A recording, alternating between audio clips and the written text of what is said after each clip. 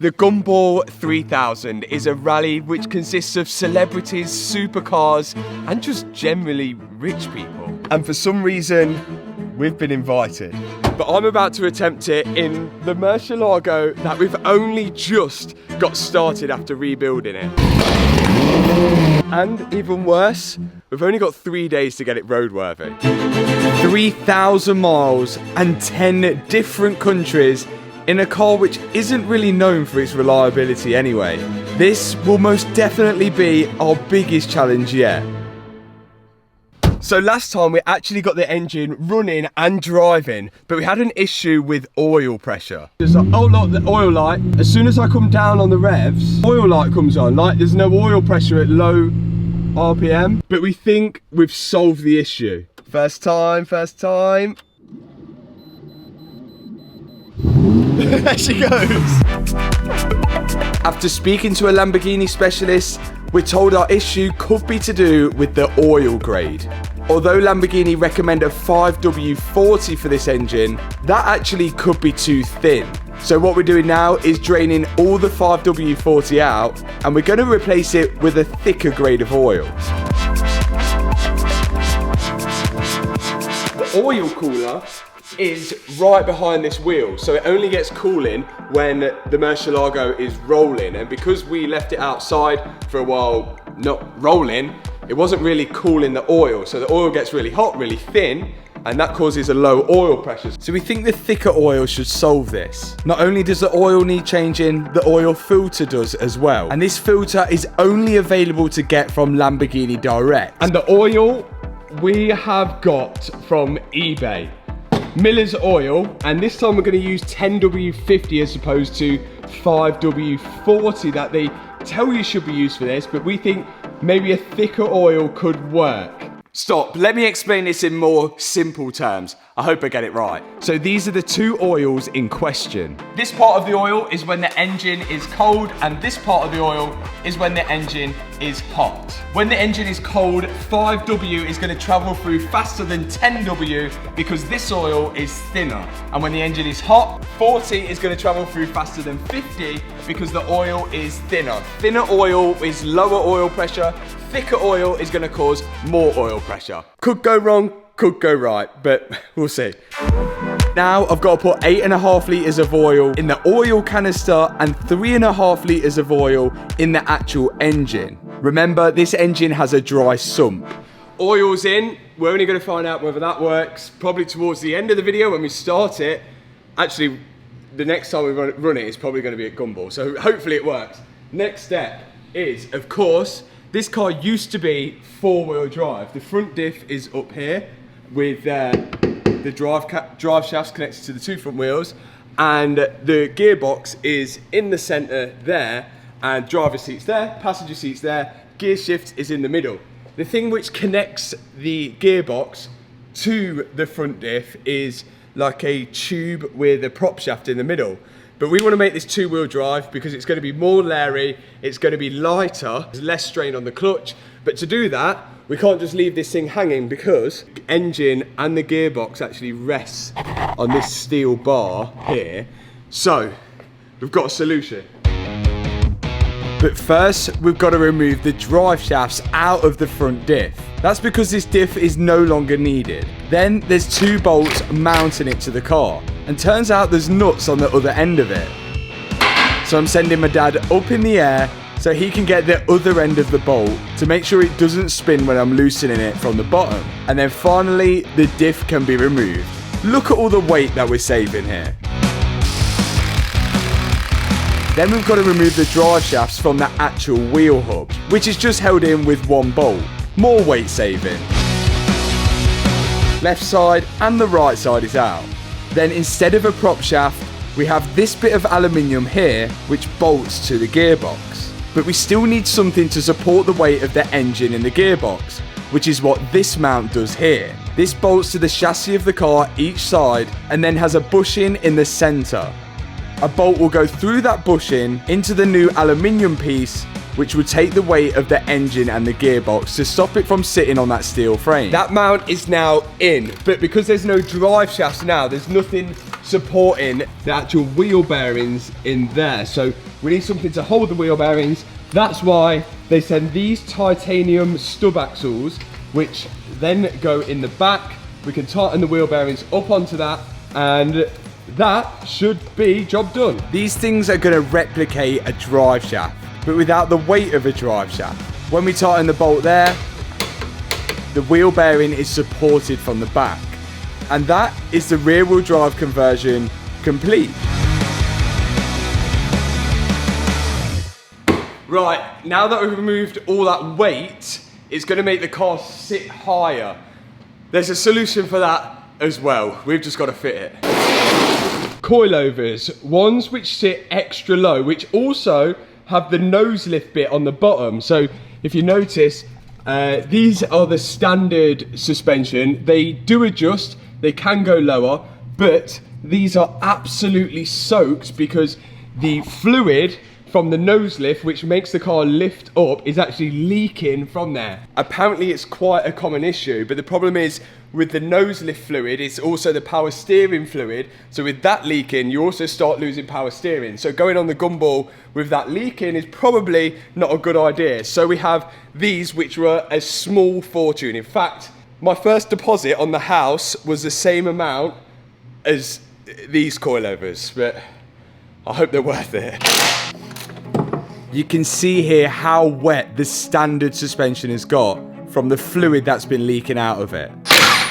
As for the rear suspension, it's a little different. They have 2 shock absorbers on there, and you can see the stock springs are made by IBAT, and I can almost put money on it that the shocks are made by Bilstein. There isn't much that's actually Lamborghini on this car. How much smaller the new suspension is, which is going to let it sit lower, is lighter. I just hope that it's going to ride better, but we're about to find that out, because now both shock absorbers and springs are installed on the back.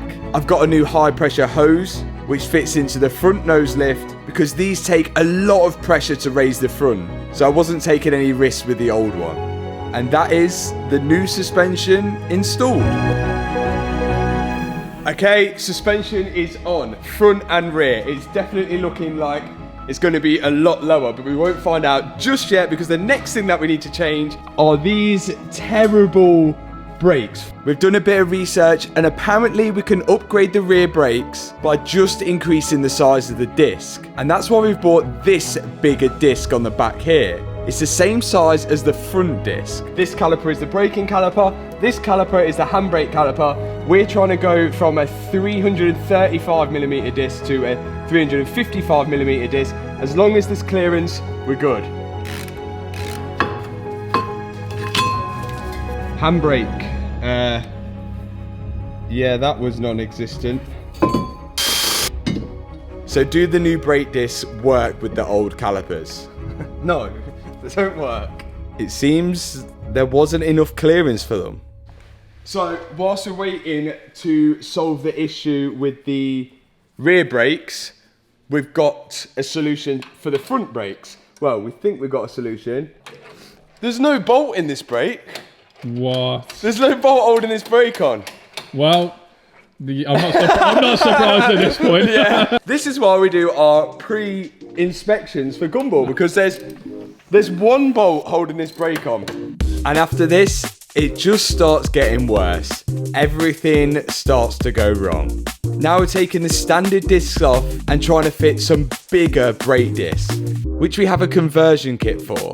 These are the brake discs of the LP640, the later model Murcielago, and we need bigger calipers for them to work. So to make the new calipers work, we need a bracket, and what this is going to do is these are going to go in the stock holes, because the new caliper has a wider mounting point. This bracket bolts into the standard wheel hub, and then the new caliper will bolt onto that bracket. Everything's going well so far, but on goes the new caliper. This is an 8-piston caliper. The same calipers that are used on Lamborghini Gallardos, Audi RS3s and Audi R8s. I put in brand new brake pads in it, and then I realised there was a problem. The brake pad is only like here, and the rest of the disc is free, and the rest of the pad is, you can see it's not even on the disc. It's this caliper needs to go further on, or the disc needs to be bigger. When we spoke to the guy who made the conversion kit, he seems to think that my early model Murcielago won't work with the kit, which now leaves us with no brakes for Gumball. Hello, you alright? I don't, this is going to be such a long shot. Have you got any brake pads in stock for my Murcielago? We now have no choice but to call Lamborghini and try and get some stock discs and pads in time for Gumball. You can't get them tomorrow, can you? No, not now, because it's after cut off is 1 o'clock. Right. If I wanted to. Okay. Okay, no worries. So it looks like nobody. We're gonna have to resort back to standard brakes and discs, but we can't put. There's no way we can put these back on because they're just terrible. And the brake pads. Look at the brake pads. They're just so thin. So we've tried to upgrade stuff. Every time we try and upgrade stuff, normally it goes wrong. So now, somehow, we need to find some brake pads for a Murcielago. Check back in a minute. Right, so my dad is actually going to a breaker's yard now to see if we can just get some second-hand brake pads and discs for this Murcielago. It's our only other option. Gumball is tomorrow and the car still looks like this. Exhaust tips. We have some. We've just got to fit them. And that's exactly what I'm going to do now. Please do not tell me that this is going to go wrong as well. It's just exhaust tips. Let's do it. Oh. He knows what he's doing. Oh, I know what I'm doing. We also think that this battery is no good. So we have another new one, which we got off eBay for a decent price. For some reason they put it in the arch. There we go.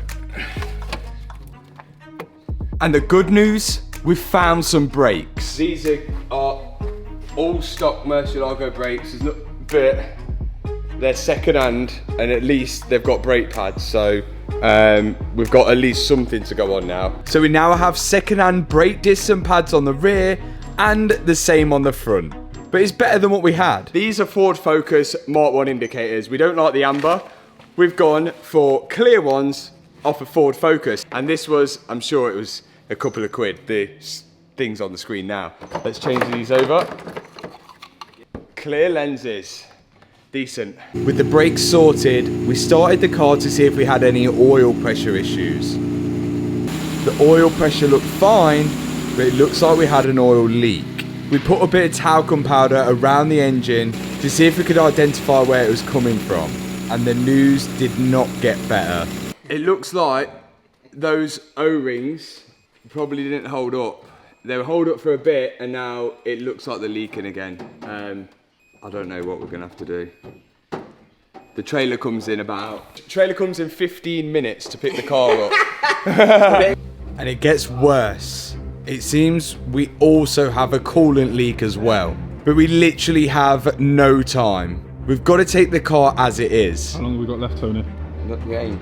We ain't. The trailer is already turned up and we've still got a fair bit to do.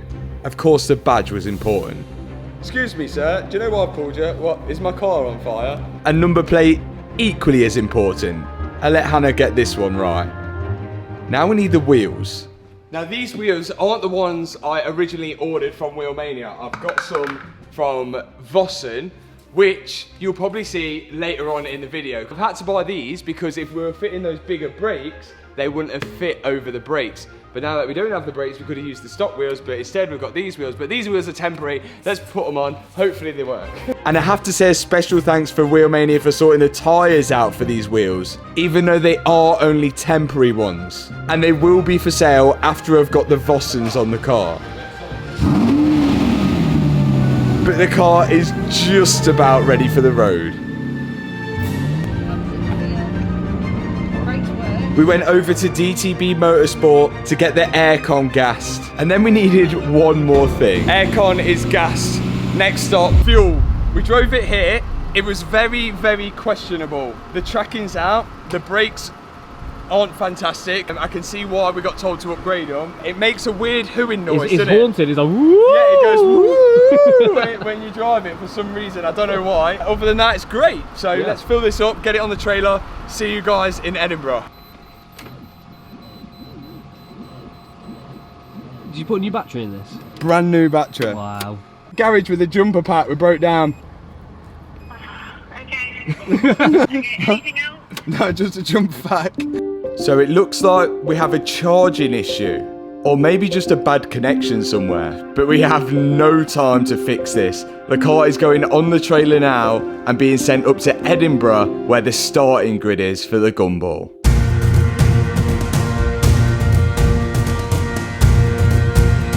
The car arrived in Edinburgh. There she is.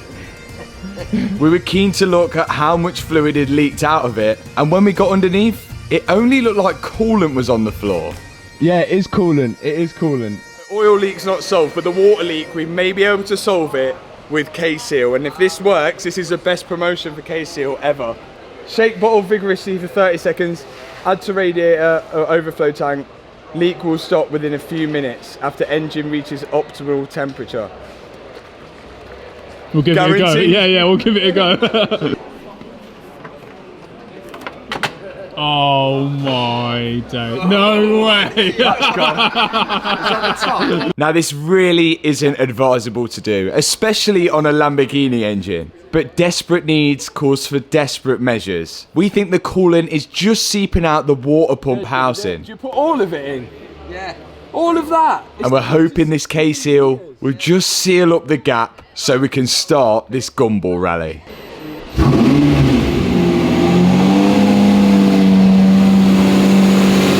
And we just gotta get it to temperature now. Coolant's up to temperature. One fan's on, the other one hasn't come on. I don't know what's happening with that one, but no water leak so far.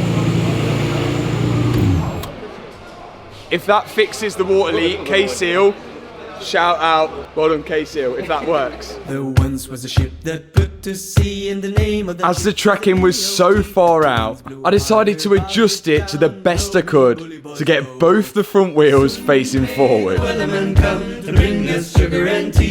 It's no Manti alignment, but it's a lot better than it was before. So just to put it into perspective for you guys, these are the types of cars that are coming. Absolutely immaculate, almost brand new Lamborghinis, and oh my god, there's so many different cars. Our Murcielago is going to stand out like it's so. There's a Chiron. There's a Chiron. And for some reason, people wanted to have photos with me, and even photos with my dad. Yeah, there he is. Maybe he's the true superstar.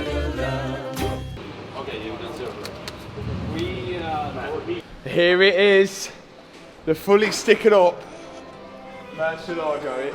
10 times better now. Moving at fixtures, swerving in a Malibu spaceship. All of the plans postponed. Cruising at Matrix, screaming, I made it, but I'm praying. Coolant check. Ooh, it's only a small little drop. What a car. This is it. To the start line, if it makes it. So there's one thing that we're missing. I'd say to complete it, but there's still a lot of things to do to complete it. But there's one thing special that we wanted to get done, and we're gonna do it on the starting grid. Come on. It feels like you're going sideways because you're sitting sideways. Like, I feel like the car's tracking's off, but I think it's not. I think it's actually in a straight line now, but it feels like you're driving sideways because the seat is sideways. That kind of feels the same to me, to be fair. Mark! Let's go! Hey, Mark!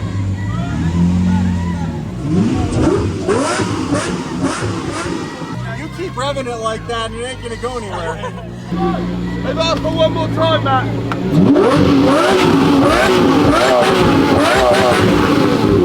It's reliable. It's 100%. In true Gumball fashion, not that we've ever been on Gumball, we're doing a pit change, a pit stop. with WHEELMANIA courtesy, they are changing out the stock LP640 alloys for new Bossa ones. Lee's here, but in a completely different environment.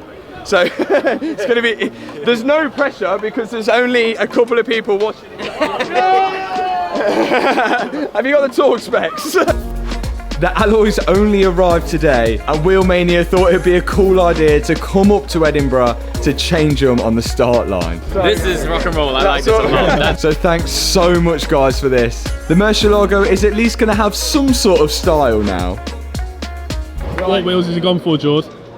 He's gone for a set of Bossa fully forged wheels, which are just unbelievable. It's the nicest wheel I've ever seen. There is staggered fitment, 19-inch on the front and 20-inch on the back. My third Gumball, and I've never seen anybody change wheels on the grid. There was a lot of pressure to get this fitment right. But of course, WHEELMANIA came through, as they always do. And even though the car doesn't have any paint on it, I still think it's going to look incredible. What's that, the number? What's the number? You don't even know. So guys, if you ever need any wheels for your car, WhatsApp WHEELMANIA with the link in the description. The wheels are on, and the car is as ready as it could be, really. So let's attempt the Gumball. The new wheels look absolutely stunning, and the car certainly looks one of a kind now. And oh, has it got a story to tell. And the first time I'm going to properly drive it is on my birthday. Happy birthday to you. Hey! This is the start line. This is car number 1, ready to go. The Murcielago is all the way at the back. See if we can do it today. Let's do it. This is going to be a trip to remember. The atmosphere was unreal here. I just hope the car holds out. Right now, the car has got 19 miles on the clock. This is going to be a great indication of how far we're going to make it. How far do you think the Mercy is going to make it? It's probably already broken right now. If it makes it through the start arch, I'll be impressed. I've got high hopes for the Mercy. Really? You're a believer? I have confidence in Matt's engineering skills. Wow. How far do you think the Murcielago will get? I'm hoping all the way. I'm hoping it's going to have a flawless journey. Optimism. Just rebuilt the engine in a shed in Leicester, and we've made it to the start line. Here's some noise!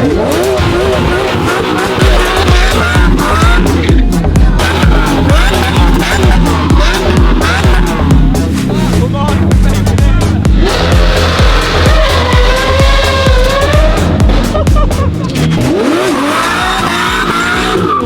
I've got to be careful not to get too excited too early, because now we've got a big drive from Edinburgh down to London. We started off with 3/4 of a tank. We've now got a full one, so good news is we're making fuel. The car's getting a little hot because only one fan's working, so we've got the inside of the car absolutely cooking to try and cool it down. It is so hot in here, but we're not risking turning the fans off. By putting the fans on, we're taking the heat out of the engine, hopefully. It is so hot in here, it's ridiculous. There's 2 fans at the back of the Murcielago, and for some reason, only one seems to be working. But as long as we keep moving, we should be able to keep the engine cool enough. You're in 6th gear? I'm in 6th gear. First time ever. I've used all the gears now. Yeah. Come on, man.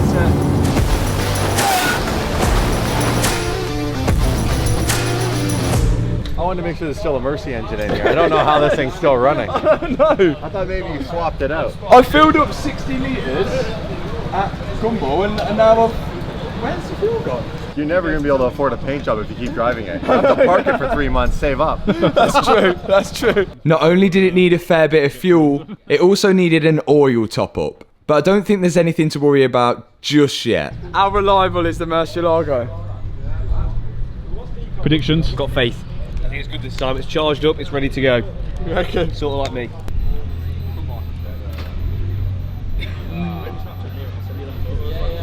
We definitely have a charging issue with the battery. It would not start, which left us with one option. That's it.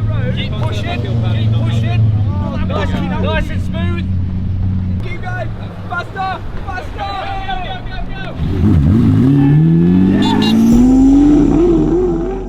Some small minor hiccups already for the Murcielago, but there's still a long way to go. But as we was pulling into the lunch stop, the cooling issue was getting worse. The coolant temperature is at 120 degrees. I can tell how hot we are. And we've got the fans constantly on. We really did not have enough time to prepare for all of this, but we just hope the Murcielago will hang in there. Oh my God. We got into the lunch stop to check things over, and the good news is that both leaks seem to have stopped. Maybe the heat helped it, but we let it cool down whilst we got some food before getting back on the road.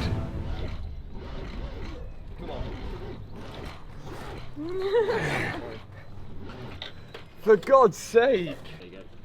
Yeah.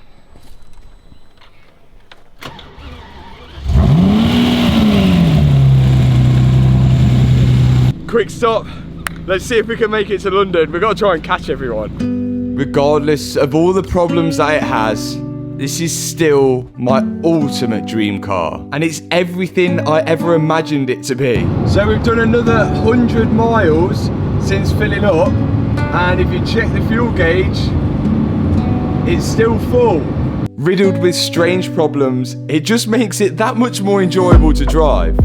We're still a long way from getting it perfect. Wow. We somehow made it into London without the car overheating, and I was just taking everything in. What a car the Murcielago is.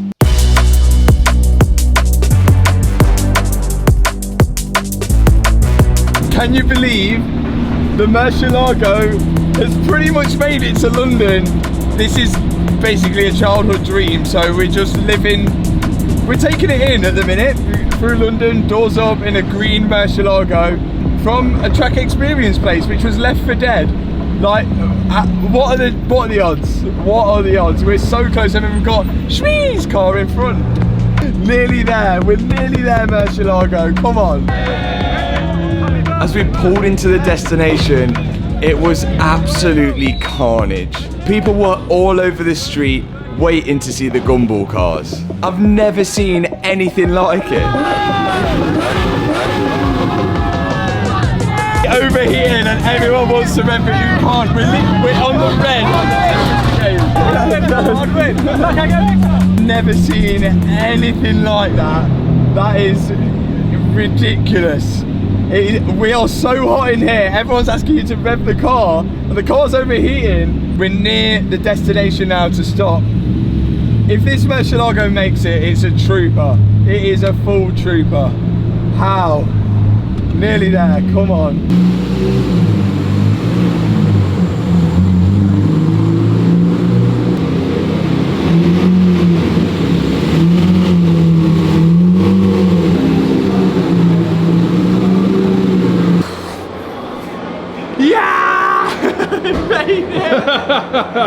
He made it! Oh my God! You should feel the heat of that. Oh my God! The Murcielago made it to London further than I ever thought it would make it. But the next morning, things went downhill fast.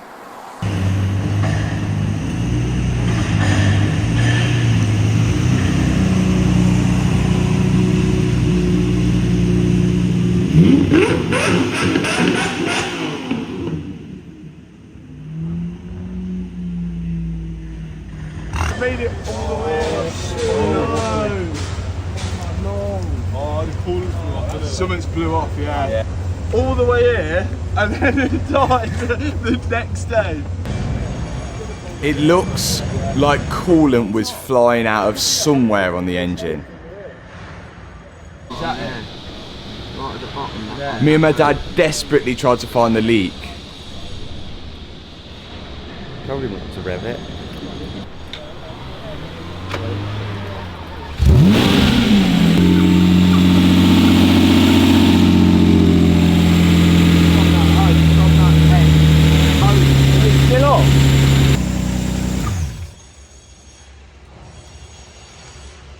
Yeah, look, it's coming up at the top. It's literally, it's dripping out from the top. It could be a hose. It could be this hose under here. Maybe that was the coolant leak the whole time. We just had a little leak and it's just decided to give up today. Well, we made it all the way here, and the next day we failed. So, well, at least we made it here. I don't know what's going on. There's some cooling issue.